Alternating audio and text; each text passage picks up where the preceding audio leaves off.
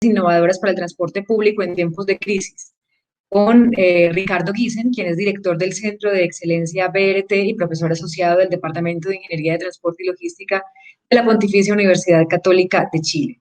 Es ingeniero civil industrial y magíster en Ciencias de la Ingeniería y doctorado en Sistemas de Transporte de la Universidad de Maryland College Park. Se especializa en operaciones de sistemas de transporte, planificación y operaciones de transporte público y optimización de logística y distribución. Es cofundador y director de Routing Transit y Trans. Ha sido consultor de varias empresas y agencias gubernamentales en las áreas de diseño y análisis de sistemas logísticos y optimización de la cadena de suministro. Es editor de varias revistas internacionales y miembro de varias sociedades internacionales y de la Sociedad Chilena de Ingeniería de Transporte. Doctor Ricardo Giesen, bienvenido. Estamos expectantes de escucharlo y de conocer cómo van las cosas en Chile. Muchas gracias, Mónica. ¿Me escuchan bien? Perfecto.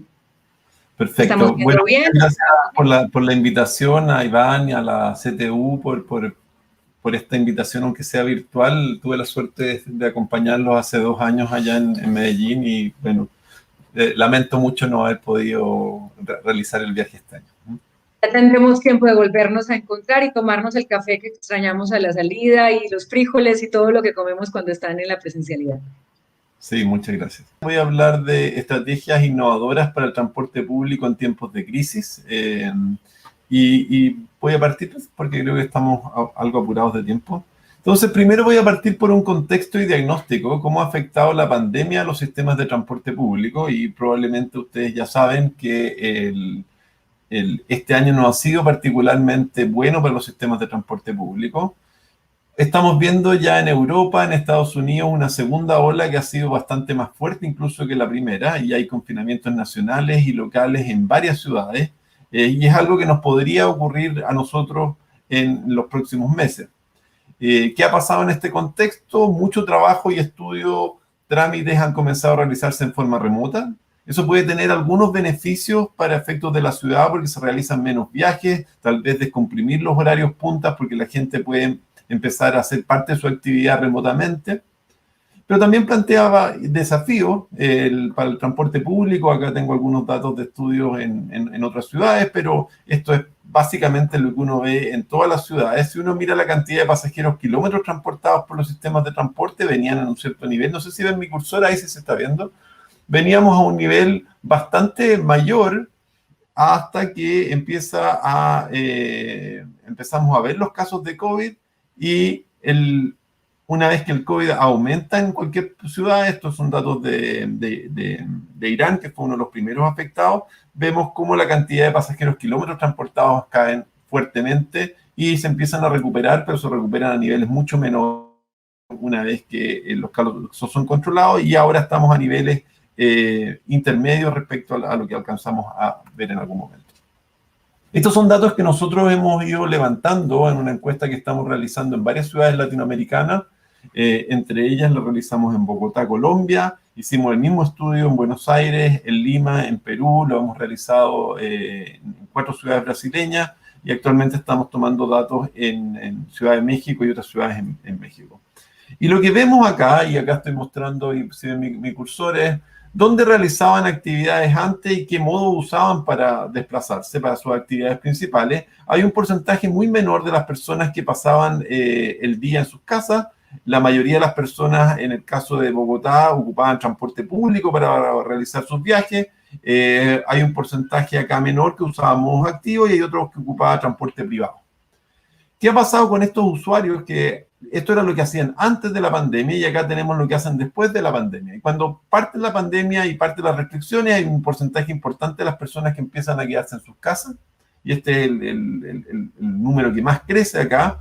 ¿Y de dónde viene? Bueno, los que ya estaban en su casa siguen en sus casas. Hay un porcentaje muy importante de las personas que ocupaban el transporte público que ahora se están quedando en sus casas.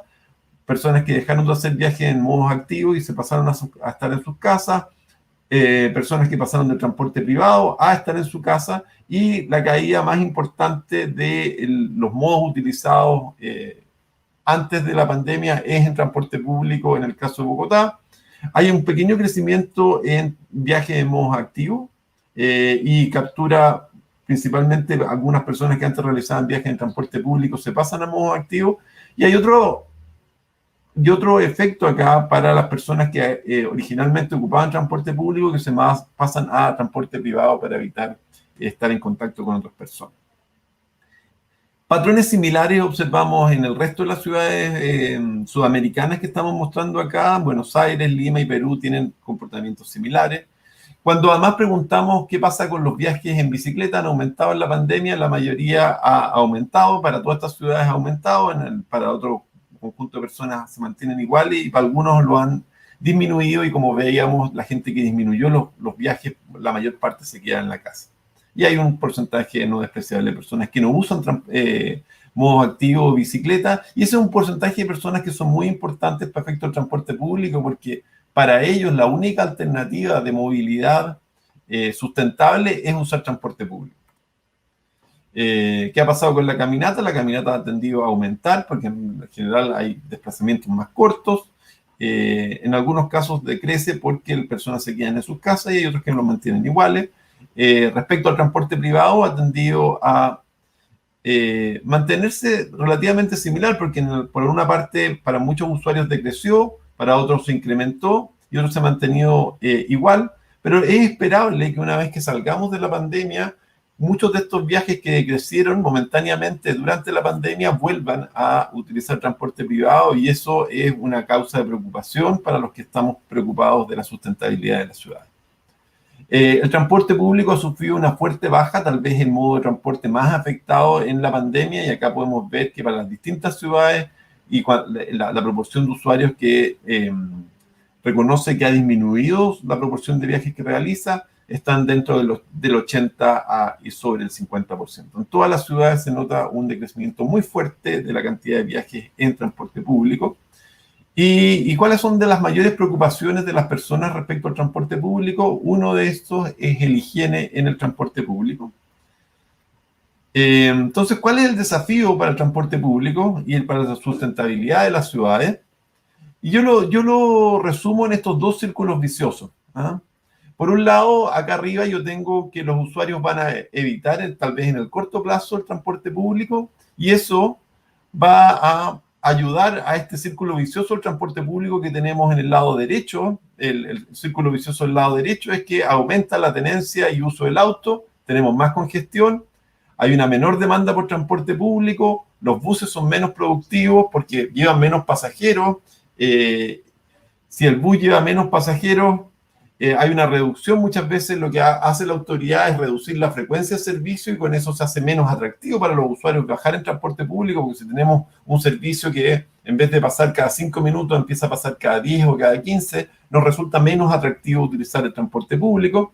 Y el costo operacional para el bus en muchos casos puede aumentar, porque si aumenta la congestión, el mismo bus que antes daba 2 vueltas por hora, ahora da menos de 2 vueltas por hora, y por lo tanto necesitamos más buses para transportar a la misma cantidad de personas, y el bus cuesta más moverlo y por lo tanto el viaje es más caro.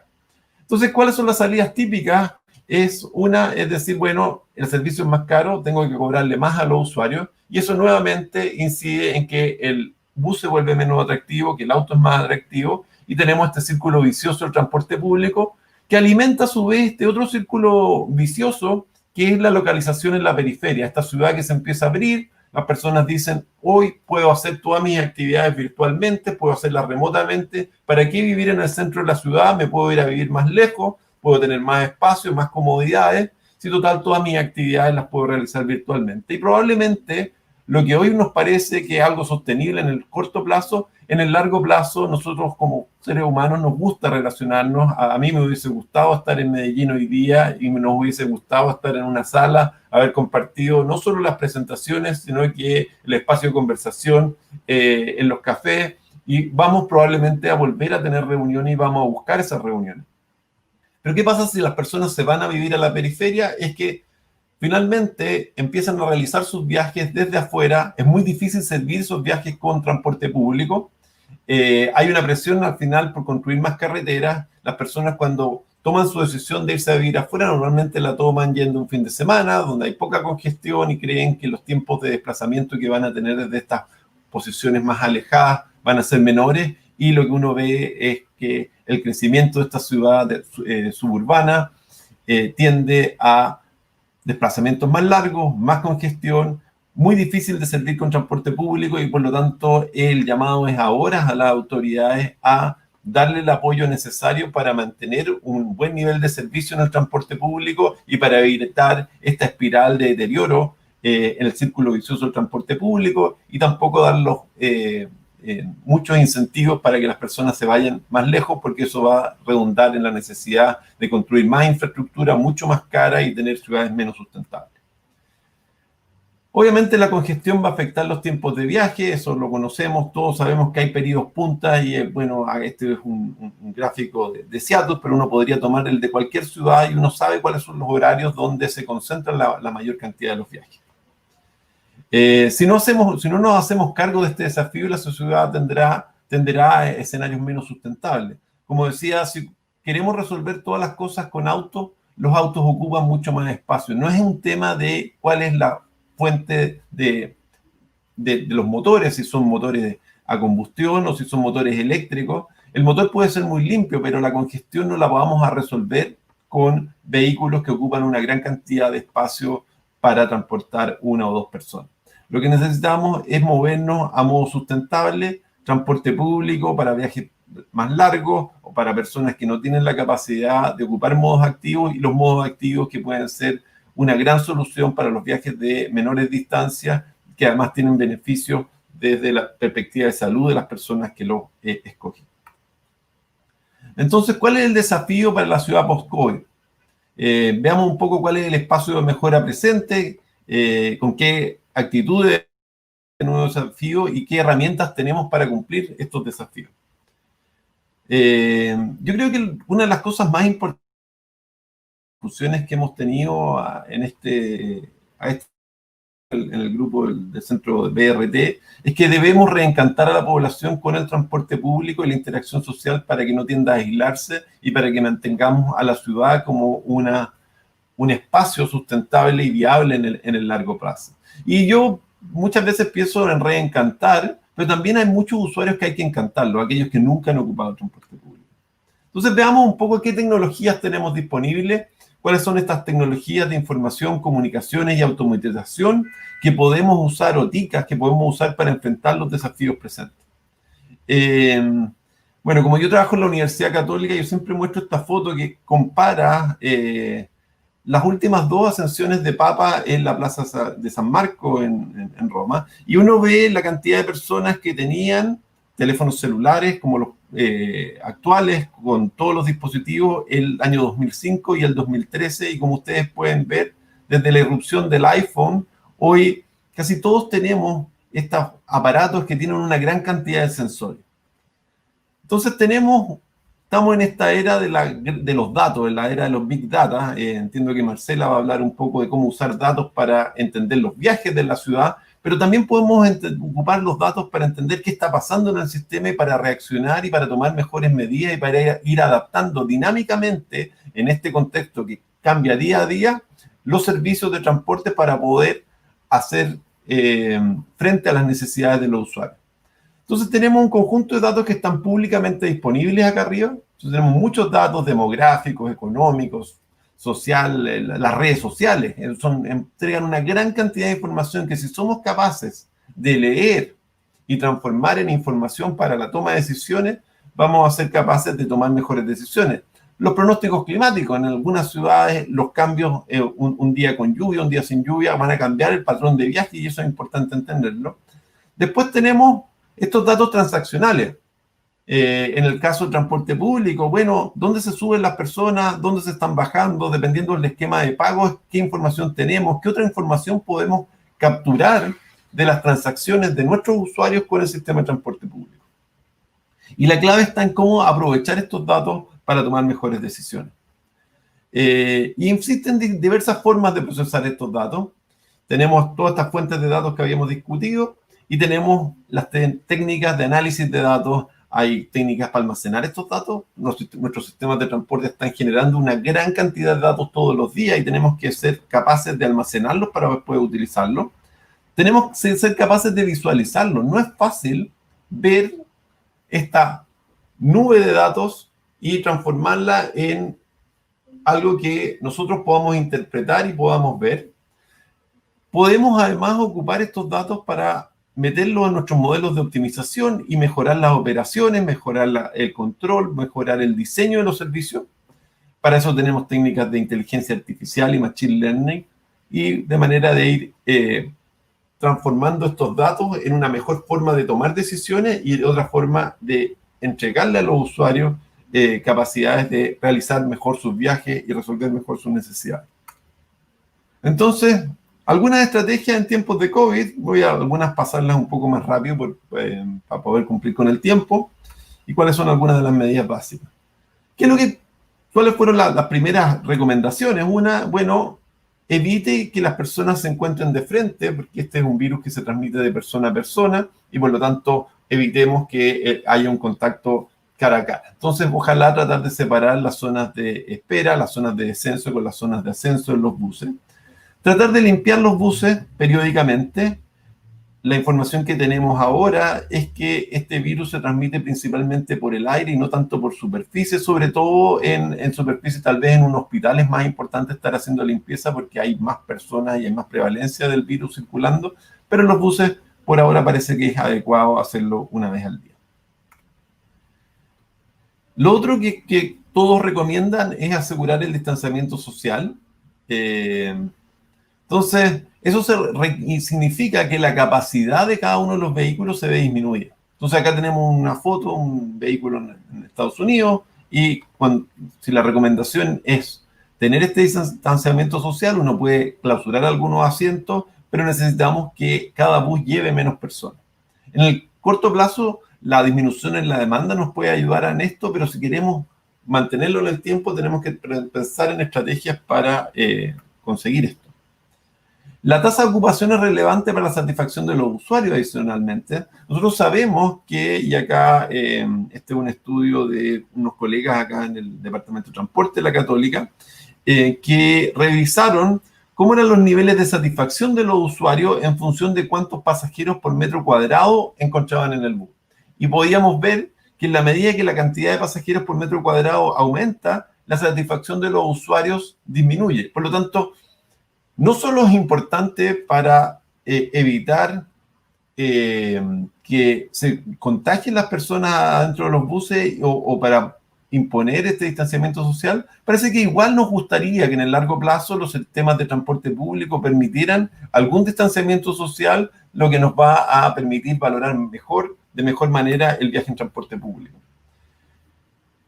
También el nivel de demanda va a influir la probabilidad de contagio en trenes y estaciones. Algunos de los estudios iniciales, este es de Yali y Koutsopoulos, mira el riesgo en función de una condición base, y una de las recomendaciones más importantes que tiene este gráfico es que el uso de la máscara, son mascarillas, como lo llamen allá en Colombia, reduce significativamente la probabilidad de contagio, y por lo tanto deberíamos exigir que todas las personas que usen transporte público usen mascarilla. Lo segundo, y lo que se ve en este gráfico acá, es que en la medida que tenemos más ventilación, vamos a reducir los riesgos también de contagio, y por lo tanto la recomendación de acá es clara: tenga los buses lo más ventilados posible, que circulen con las ventanas abiertas. Esto en el caso de Medellín por el clima es bastante más fácil que en otras ciudades en que el frío puede hacer poco atractivo esta medida, pero esta medida es muy útil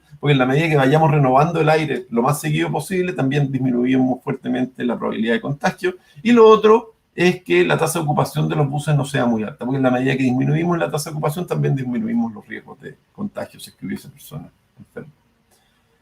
Y para eso tenemos herramientas para visualizar cuántas personas lleva cada bus. Entonces uno puede construir a partir de si tenemos la información de GPS de los buses, si tenemos la información de la demanda en cada uno de los paraderos, si construimos con las técnicas que va a presentar Marcela en la presentación que viene después, buenas matrices de viaje, podemos hacer una estimación muy clara de cuántos pasajeros viajan en cada uno para cada uno de los horarios, en cada uno de los tramos, y eso nos permitiría modificar tal vez la frecuencia en algunos servicios, modificar o tener algunos servicios cortos para suplir la capacidad en las zonas donde tenemos más hacinamiento en los buses y mejorar esta percepción. Lo otro que podemos revisar es el analizar cómo son los tiempos de espera.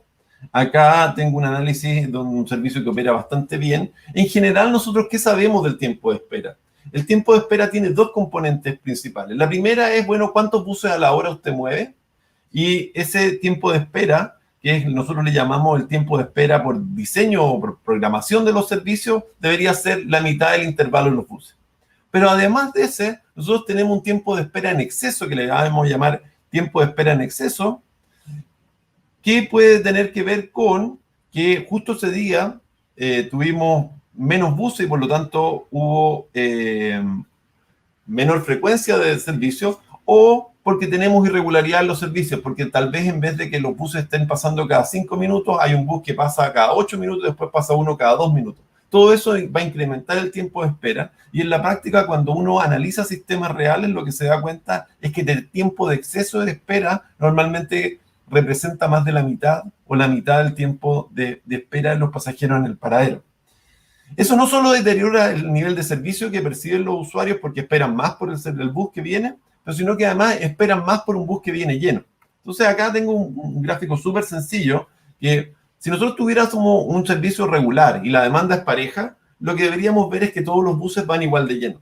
Cuando yo tengo servicio que es irregular, cuando tengo buses que pasan cada 2 minutos y luego pasa otro bus cada 8 minutos, lo que consigo es que en el bus que pasó después de un intervalo corto van a ir pocos pasajeros. Ahí vamos a tener máxima distancia. Pero el bus que lleva a la mayoría de los usuarios, imagínense en este ejemplo el bus que va cargado, lleva el bus que está en rojo acá, el que pasó justo después de 8 minutos en que no había pasado nada, va a llevar el 80% de las personas, y por lo tanto el 80% de las personas van a ver que su bus está lleno. Y esas personas nos dicen, falta un sistema de regularidad de buses. Lo que ellos piensan es que faltan buses. Entonces lo que tenemos que apuntar es a mejorar despacho en la cabecera, que sea el despacho sea regular y que se vaya ajustando a la frecuencia requerida a cada horario y tener algún sistema, algún mecanismo en ruta para mejorar y evitar que los buses se nos vayan pegando, que es una tendencia natural en la operación de buses. Nosotros con un grupo de exalumnos creamos un sistema que hace gestión dinámica de la regularidad en ruta. Es un servicio que se llama Pass Assist y que estamos ahora piloteando en Suecia y hemos piloteado acá en Santiago con buenos resultados, que lo que permite es que cada chofer conozca dónde está el bus de adelante, dónde está el bus de atrás y además le va dando instrucciones en línea para ver si puede ir un poco más rápido, si puede ir más lento o si va bien respecto a la frecuencia. Y esto se va adaptando a la información de demanda en cada uno de los paraderos, a la información de la velocidad en ruta, porque como estamos leyendo a qué velocidad van circulando los buses, podemos darnos cuenta si este bus va a ir más lento en los próximos paraderos, en las próximas paradas, porque hay congestión. Adelante. También podemos ir monitoreando en tiempo real los eventos y gestionar medidas para mejorar indicadores, ir reconociendo dónde están los problemas de congestión en la ruta, dónde están los cambios de demanda más bruscos. Todo eso es parte de lo que deberíamos ir informando. Monitoreo del espaciamiento entre buses, indicadores para mejorar el nivel de servicio que estábamos preocupando. ¿Cómo aprovechar las redes sociales como fuente de información? O sea, hoy tenemos nuevas fuentes de información, la gente habla de lo que está pasando en el sistema de transporte público, esos son trabajos que se han hecho en otras ciudades que podemos adaptar, incorporar a las necesidades latinoamericanas. Acá hay un trabajo hecho en Calgary, donde viendo qué es lo que están diciendo las personas, podemos ir tomando medidas correctivas, también detectando problemas, porque ahí tenemos un ejército de nuevos ojos para mirar lo que está pasando en la ciudad. Analizar las tendencias de las menciones en redes sociales para generar planes de acción. ¿Cómo son los mensajes que ponen las personas en los distintos lugares? ¿Son mensajes positivos? ¿Son neutrales? ¿Son negativos? ¿Dónde están las personas diciendo que nuestro sistema está funcionando mal? Es distinto capturar un mensaje de alguien en la ciudad que se queja con el sistema de transporte a capturarlo exactamente donde está diciendo este mensaje. Y muchos de estos mensajes en redes sociales está exactamente ahí. Analizar espacialmente las menciones para identificar las zonas problemáticas, lo que comentaba anteriormente. Entregar información de ocupación al transporte público a los usuarios. Si ahora los usuarios están preocupados del distanciamiento social, perfectamente podemos entregar la información en las aplicaciones y tal vez tenemos que ir pensando en migrar los sistemas de información en paraderos a sistemas de información en telefonía celular, en dispositivos móviles que permitan a las personas planificar, conocer los servicios, conocer la forma de realizar su viaje y además conocer el nivel de servicio que debería esperar realizando el viaje a distintos horarios. ¿Cómo gestionar a los trabajadores? También es importante mantener turnos incorporando eventualidades en tiempo real. Probablemente vamos a tener más trabajadores que se puedan enfermar y por lo tanto hay que ir monitoreando y o construir cuadrillas de trabajo que estén juntas, pero que no se crucen con otras, de manera de que si tenemos que aislar a un grupo, sea un evento que esté bien restringido a un entorno y no tengamos que aislar a una gran cantidad de trabajadores sin quedarnos con la fuerza laboral necesaria para seguir prestando servicios de transporte público. Conclusiones, y creo que ya me he pasado un poquito en el tiempo, así que voy rápido. Es clave en este contexto de crisis apoyar los sistemas de transporte público para construir ciudades sustentables. Tenemos que mirar hacia adelante y tenemos que mantener buenos servicios de transporte público y mejorarlos con miras a la ciudad del futuro. Tenemos que revisar el espacio de mejora presente en cada una de las ciudades. Tienen que revisar probablemente en Medellín qué cosas pueden hacer, qué cosas, dónde están las brechas para poder prestar mejor servicio y apoyarse en tecnología y herramientas para cumplir con las nuevas expectativas de los usuarios. Los usuarios cada vez exigen más a todos los servicios que utilizan y consumen y por lo mismo es esperable que ellos exijan cada vez más a los servicios de transporte público. Y con eso termino mi presentación.